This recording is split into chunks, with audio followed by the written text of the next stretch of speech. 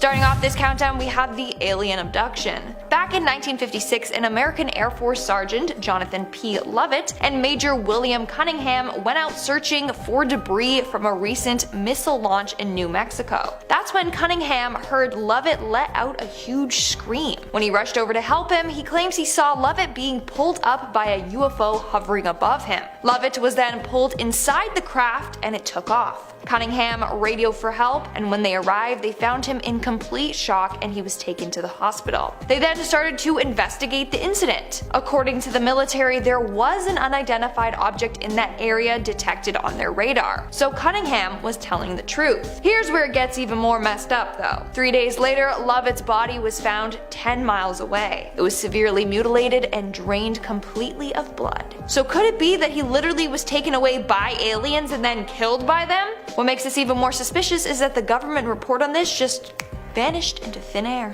In our 9th spot, we have the Gorman dogfight UFO. This is said to be one of the most well-known UFO encounters from the 20th century. It's also a fairly credible one. So on October 1st, 1948, US Air Force pilot George Gorman was out flying when he spotted a UFO below him. He described it as a flying disc with round and well-defined edges that was brightly lit and circling slowly over the city. What was weird was that the object was not showing up on radar. So Gorman decided to follow it, but as he got closer to the object, it got brighter and then it shot away from him. He said it went around 250 miles per hour, then increased to 600 miles an hour. Due to its speed, Gorman lost sight of it. Now the government was all like, it's just a weather balloon. Yeah right, I think an experienced aviator would know the difference between a weather balloon and a flying saucer. In our 8th spot, we have the Pentagon. Last year, the Pentagon released footage of what they confirmed to be a UFO. I'm pretty sure by now you have all seen this video, but if you haven't, I'll share it with you today. So the UFO was captured on camera by 2 naval aviators who were shocked at what they saw. There's a whole fleet of them, look on the ASA.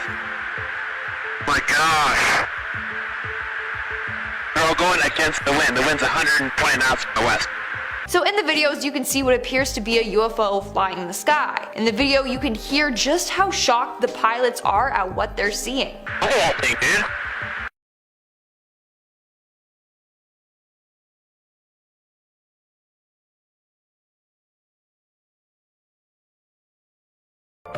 In fact, one of the pilots that witnessed this told CNN that the disc moved in ways he couldn't explain. Apparently, 1 second it was there and then next thing you know, it disappeared. He said, and I quote, "As I got close to it, it rapidly accelerated to the south and then disappeared in less than 2 seconds. This was extremely abrupt, like a ping pong ball bouncing off a wall. It would hit and go the other way." Moving on to number 7, we have the Topcliffe UFO. On September 19th in 1952, half a dozen Royal Air Force officers were taking part of NATO exercises when they encountered a UFO. So the men were headed back in their fighter jet when crew members on the ground saw a weird, silvery, circular object traveling several thousands of feet above the jet. One of the witnesses said, and I quote, "The acceleration was in excess of that of a shooting star. I have never seen such a phenomenon before. The movements of the object were not identifiable with anything I have seen in the air." The craft then started to descend close to the fighter jet. They said it was, and I quote, "swinging in a pendular motion, similar to a falling sycamore leaf."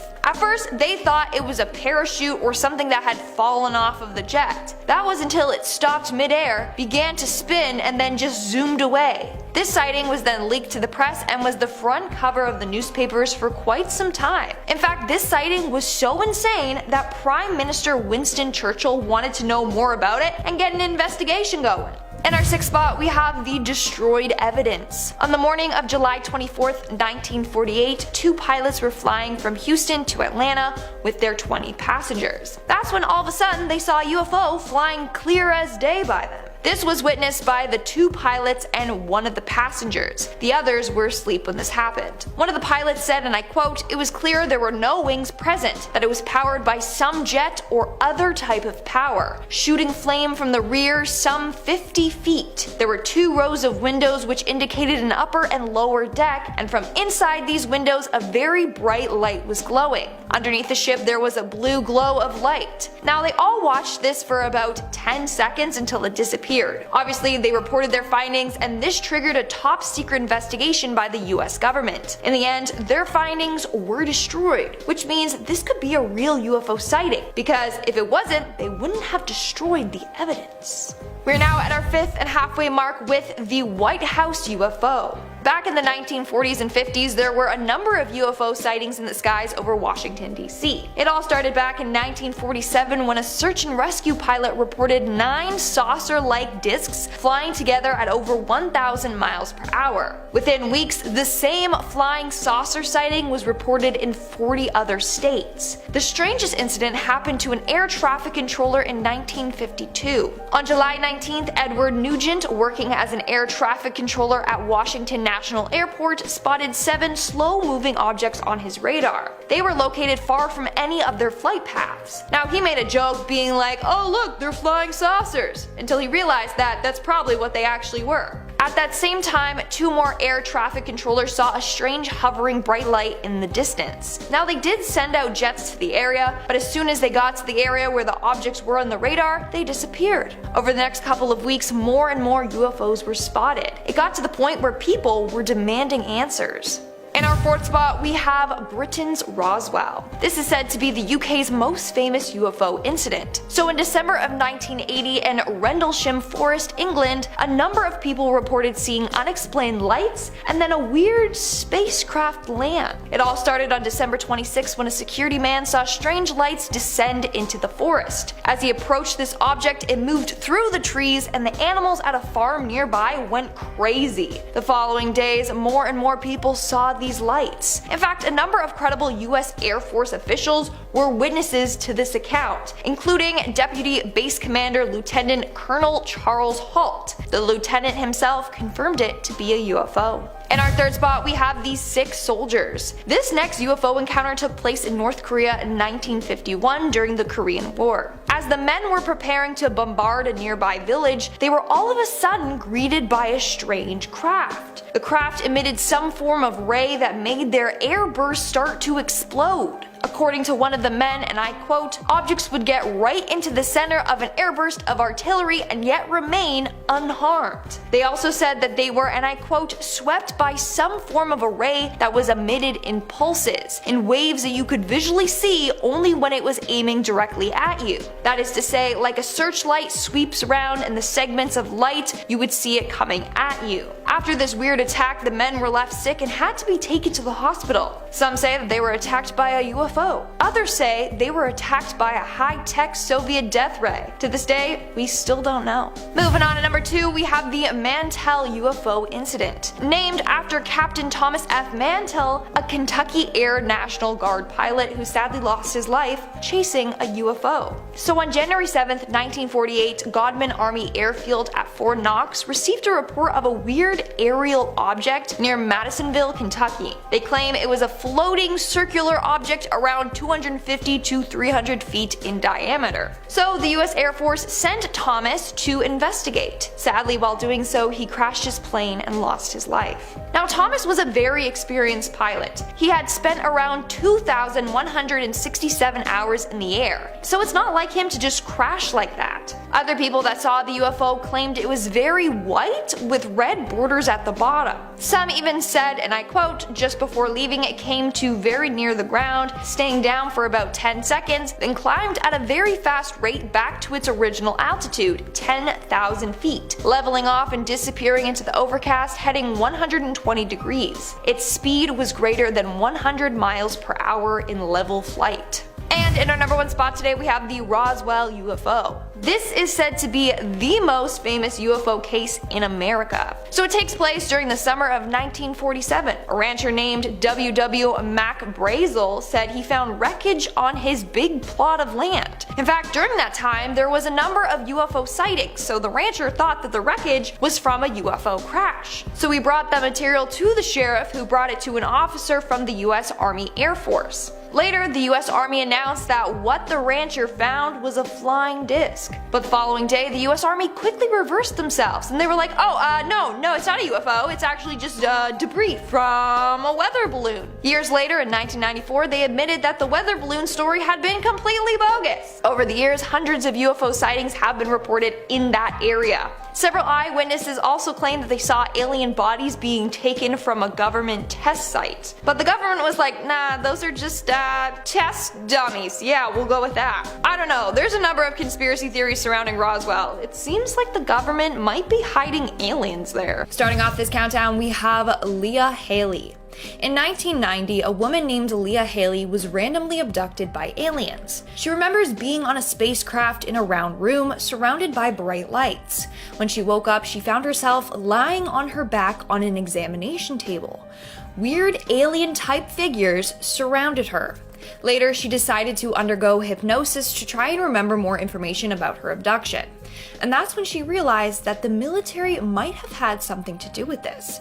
She also started to remember fellow abductees who she later would meet in real life. When Leah started to say that the military was involved in her abduction, she was actually abducted by members of the US military and interrogated. They apparently told her not to tell anyone or else they would kill her. Then over the years, she was offered jobs randomly by total strangers for positions at nearby military bases. So she believes that she was chosen by the military for a reason. Although the military threatened her in 1992, she published a book titled Lost Was the Key, and it's all about her alien abduction experience. Coming in at number 9, we have Myrna Hansen. In 1980, a mother named Myrna Hansen and her 6-year-old son Sean were headed home from Oklahoma when they approached a pasture. That's when all of a sudden they saw a beam shoot down from the sky and drag cows up into the air. When the UFO realized that Hansen and her son witnessed this, they abducted them. Through hypnosis, she was able to remember being taken to a deep underground military base.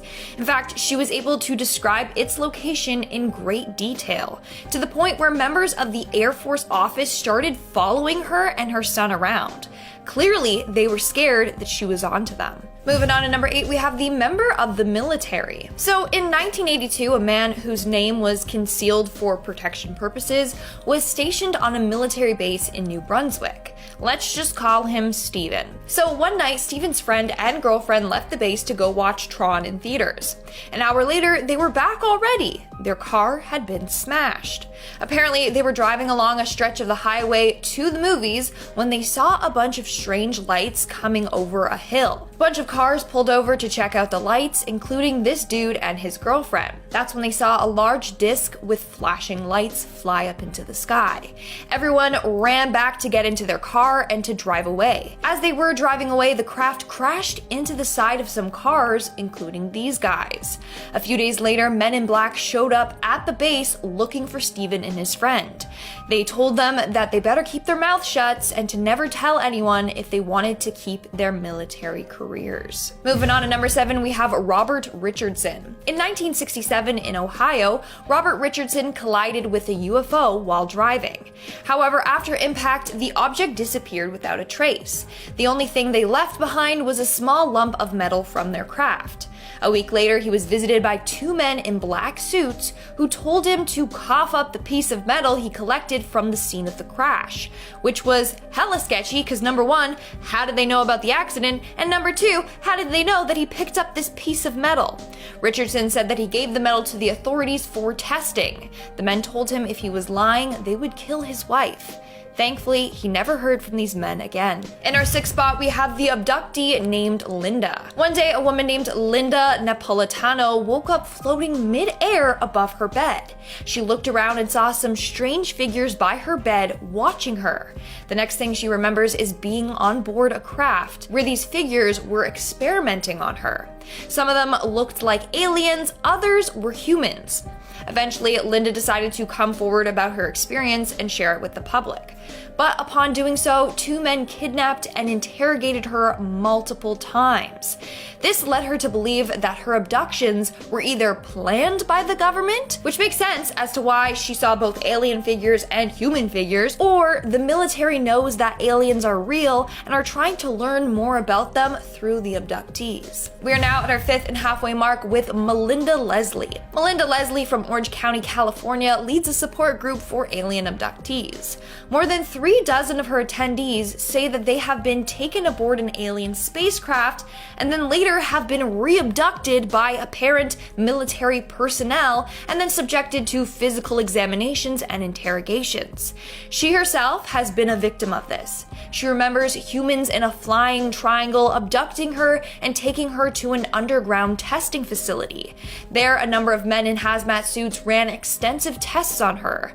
Eventually, she was abducted a second time, this time by a red-haired military captain who told her to tell him everything she knew about aliens. Coming in at number 4, we have the Roswell UFO. Roswell, New Mexico is famous for their UFO sightings. This is the hotspot for aliens, apparently. Or maybe it's because the military has a secret underground alien base there. Well, in 1947, a rancher named W.W. Mac Brazel said he found wreckage on his big plot of land. In fact, during that time, there were a number of UFO sightings, so the rancher thought that the wreckage was from a UFO crash. So he brought that material to the sheriff, who brought it to an officer from the US Army Air Force. Later, the US Army announced that what the rancher found was a flying disc. But the following day, the US military quickly backtracked. And they were like, no, it's not a UFO. It's actually just, debris from a weather balloon. Then, years later in 1994, they admitted that the weather balloon story was completely bogus. Now, this isn't exactly an alien abduction story, but it's a real story of the military caught lying and covering up their tracks. Moving on to number 3, we have the cornfield. This next story comes from a man who grew up on a cornfield. Their name was never released due to privacy reasons, but for our sake, let's just call him Bob. So one night, Bob saw something fly down from the sky and hover right above their farm. It was shaped like a rectangle and it was glowing light. Then it left as fast as it came. The next day, Bob and his family were greeted by 2 men in black suits with dark sunglasses. They said they needed to inspect the farm because there was a supposed natural gas leak. It was very strange because mostly everything on the farm was run by solar energy. Alas, the men were from the government, so Bob was like, okay, your authority, you know best, knock your socks off. The men then went out to the area where the UFO had been the night prior. Now, Bob did tell the men what he had seen. The 2 men said that if he ever repeated that, he was going to be arrested for endangering people. Like, what is going on, and why is the military so sus? In our second spot, we have the test subject. Ever since Caitlin was younger, she remembers being abducted by aliens. At first, she thought she just had a wild imagination as a kid or was a vivid dreamer. That was until she was abducted again when she was an adult. She remembers being taken from her bed by weird men, and then waking up on an examination table surrounded by bright lights. She could not move or scream. She knew she had been drugged. The next thing she remembers is feeling something really hot on her face. The men around her were doing something to her face. Months later, she decided to share her story with the world. And immediately upon doing so, she was visited by 2 strange men who told her she better tell the press everything she was saying was made up, or else she would pay the consequences. Fearing for her life, Caitlin refused to talk about her story to anyone ever again, and declined any follow-up interviews. And in our number 1 spot today, we have Kendall Folk. Kendall is another woman who has been abducted a number of times throughout her life. At first, she thought these abductions were by real aliens. Later, she was able to debunk her own abductions and realize the truth. Kendall believes that she was targeted by the military due to her mental health issues. This makes her an easy target in their eyes because, sadly, people will find it harder to validate her claims. She remembers during one abduction, she was taken from her home in a UFO craft. Later, she was able to remember that it was a car that pulled into her driveway, not a UFO. She remembers standing in her driveway and seeing this alien get out of the car and come towards her. Now she remembers how weird this alien was. It walked very robotic. And she believes that that's because it was in fact a robot. The military used this so that Kendall would think it was a real alien abduction. They later her and brought her back to a facility where tests were done on her. This is absolutely wild. Is it true? Is the military faking alien abductions just to run tests on us? This is mind-blowing. It's coming in at number 10. We have Project Twinkle. A number of green fireballs in the sky over United States military bases promoted Project Twinkle in 1949. On the evening of December the 5th, 1948, 2 plane crashes, one military in Albuquerque and one civilian in Las Vegas, reported that they had seen green balls of fire. The military crew reported that the light was huge, like a green meteor that strangely curved upwards rather than hurtling to Earth. On top of that, just 3 days later, 2 United States Air Force of Special Investigations workers witnessed a green fireball when they were flying an aircraft. Throughout December of that year, more Air Force workers saw the phenomenon. Then, on January the 30th, 1949, the biggest and most widely seen green fireball was sighted near Roswell. Hello. This led to the Air Force classifying the instance as top secret. Now, a year after the first fireball was spotted, Project Twinkle began. Twinkle was able to record a few events, but the data was inconclusive. Goodness gracious, green balls of fire, right? Coming in at number 9, we have the Pori Finnish Air Force sighting. The Finnish Air Force have only ever officially acknowledged one UFO sighting, and that was in April 1969 in Pori. 7 yellow disc-shaped objects were seen hovering in a formation above Pori Airport. When a fighter pilot was scrambled to intercept the UFOs, they accelerated away at an incredible speed.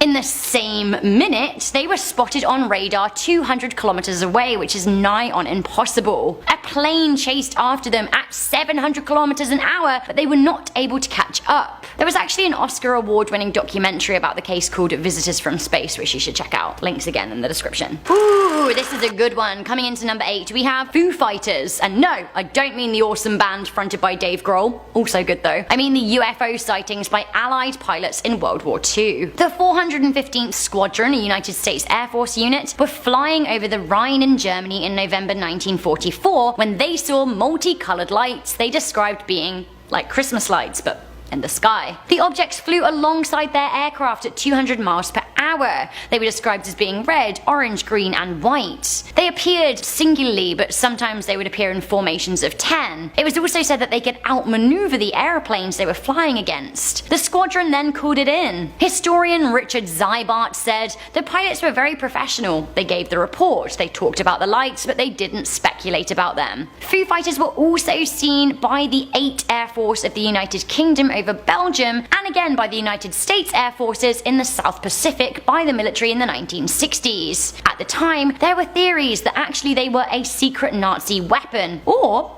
indeed aliens. To this day, we don't know who or what the Foo Fighters were. All my life I've been searching for something, something never comes, never leads to aliens. I think that's what Dave Grohl was trying to tell us. Coming into number 7, we have Ghost Rockets. Swedish military defense were on high alert when they spotted rockets in February 1946, some 5 months after the First World War informally ended. About 2,000 sightings were logged between May and December 1946 by military personnel, but just 200 were recorded on radar. The Swedish army released a photograph of one of the rockets, which is still an unsolved mystery to this day. No targets were ever reported to have been struck, but at the time, it was thought that they were long-range test missiles from the Soviets. This was largely rejected though, because fragments were never officially found. Reports were made of objects crashing into lakes. A witness even saw a grey rocket fall into Lake Kolmarv in June of 1946. The Swedish military underwent several dive missions in a number of lakes to try and even look for these ghost missiles, but they found nothing other than, I guess, like craters and slightly disturbed aquatic life. The military opinion from both Sweden and the United States was not officially decided upon, but a declassified document from the time suggests that some were convinced that they were alien flying saucers. By 1947, the ghost rockets had stopped, so what were they? War nerves or aliens? You decide at number 6. We have the infamous Battle of Los Angeles. Between February the 24th and 25th, 1942, just a few months after Pearl Harbor, a large number of flared and bright lights were reported near defense stations in LA. It seems that naval intelligence on the Californian coast warned of a potential attack that evening, and military radar suggested that there was indeed enemy contact. People were freaked out, the city was blackened and air raid sirens sounded. Strange lights were spotted in the sky over Santa Monica, leading to troops firing machine guns into the sky. One coastal artilleryman claimed to have seen 6 planes, but after 1,400 rounds of anti-aircraft ammunition fired into the sky, nothing was ever shot down. There was no attack. Or was there? Secretary of War Henry Stimson echoed Army brass in saying that at least 15 planes had buzzed into the city. Some people concluded that it was psychological warfare on the part of the Japanese. Others straight up believed that it was aliens. Those pesky aliens.